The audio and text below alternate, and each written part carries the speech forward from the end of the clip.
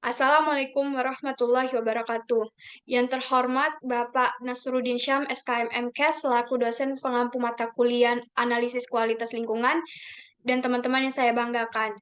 Perkenalkan, nama saya Adelia Pratika dengan NIM 14120210070.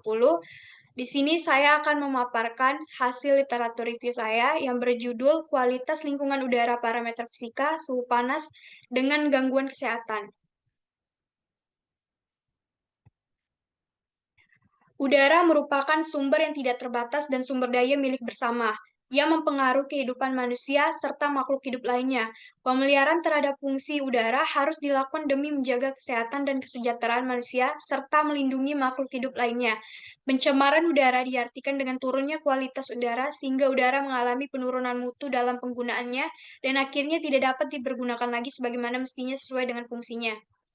Adapun tujuan penulisan yaitu untuk mengetahui gambaran mengenai kualitas lingkungan udara dengan parameter fisika dan untuk mengetahui gangguan kesehatan yang terjadi akibat pencemaran udara. Adapun metode yaitu bentuk yang digunakan yaitu dalam bentuk literatur review dan penelusuran melalui Mendeley dan Google Scholar. Adapun kriteria inklusifnya itu artikel atau jurnal yang dipublikasi di Mendeley dan di Google Scholar. Artikel atau jurnal yang membahas mengenai kualitas lingkungan udara parameter fisika dan dampak pencemaran udara terhadap gangguan kesehatan. Artikel atau jurnal berbahasa Inggris dan berbahasa Indonesia. Artikel atau jurnal yang dipublikasi pada rentan waktu 2020 sampai 2022. Adapun kriteria eksklusinya yaitu artikel atau jurnal yang tidak dapat diakses dan di-download, artikel atau jurnal yang tidak sesuai dengan topik studi literatur.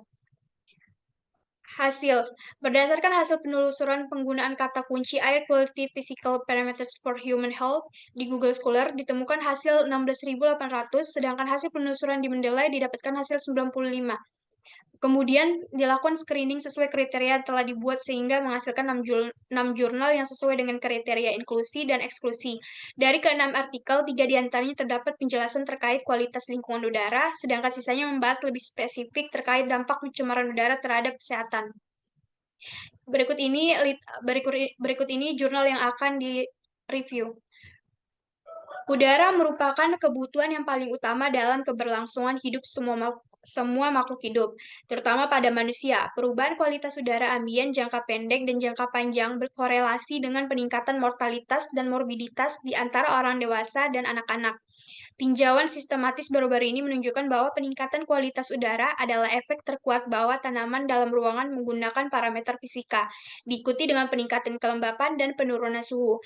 Kualitas udara sangat mempengaruhi kesehatan penghuni di dalamnya. Selain itu, dapat pula mempengaruhi kenyamanan dan produktivitas. Kualitas udara yang buruk tidak dapat diabaikan begitu saja karena akan membawa dampak negatif berupa keluhan gangguan kesehatan. Oleh karena itu, pemantauan kualitas udara secara real-time sangat penting dilakukan. Untuk itu diperlukan sebuah aplikasi yang dapat memantau tingkat kualitas udara dalam ruangan secara terus-menerus dengan mudah.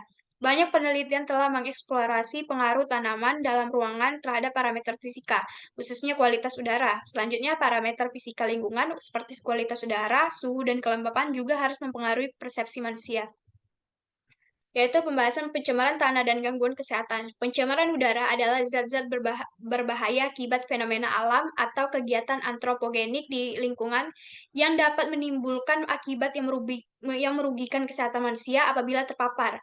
Pencemaran udara dikategorikan menjadi jenis luar ruangan atau ambien dan dalam ruangan.